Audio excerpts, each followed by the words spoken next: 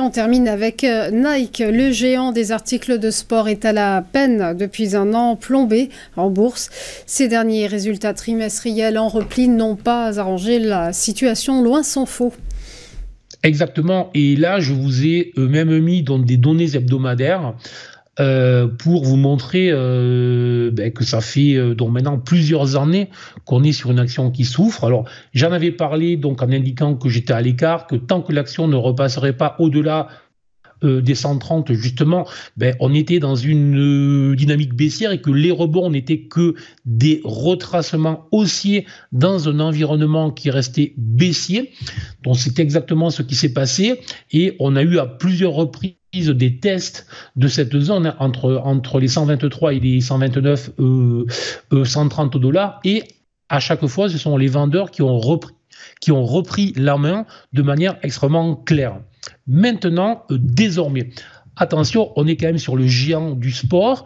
Et là où c'est très intéressant, c'est que lorsqu'on regarde les notations, la plupart des analystes restent très positifs. Mais on voit bien que l'entreprise souffre, que ses résultats ne sont pas à la hauteur de ce qu'attendent les analystes et que donc les acheteurs en tirent les conséquences. Maintenant, on arrive sur une zone clé. Cette zone clé est une double ou triple zone support qui est comprise entre les 81 et les 88 dollars. On en est très proche. Tant que cette zone tient, je dirais que potentiellement, pour les investisseurs qui feraient confiance à l'action, à l'entreprise, au management, peut-être qu'on va rentrer dans une zone d'achat. Je pense que c'est un petit peu trop tôt, mais il est probablement intéressant de commencer à regarder, est-ce que dans cette zone se créent des figures, se créent des comportements, est-ce que des volumes arrivent susceptibles de nous indiquer que des acheteurs se présentent et que des vendeurs se délestent des actions qu'ils avaient vendues justement. Bon.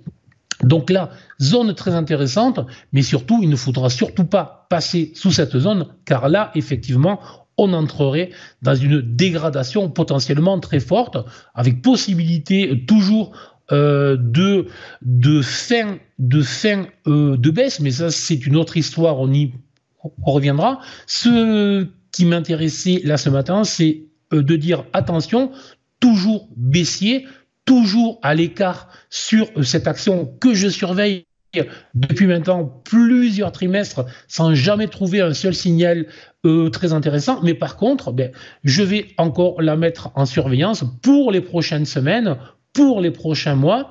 Et si jamais dans cette zone 80-88, j'avais des signaux, à ce moment-là, peut-être que je passerai enfin à l'achat sur cette action, donc zone de surveillance. Mais pour le moment, je suis à l'écart.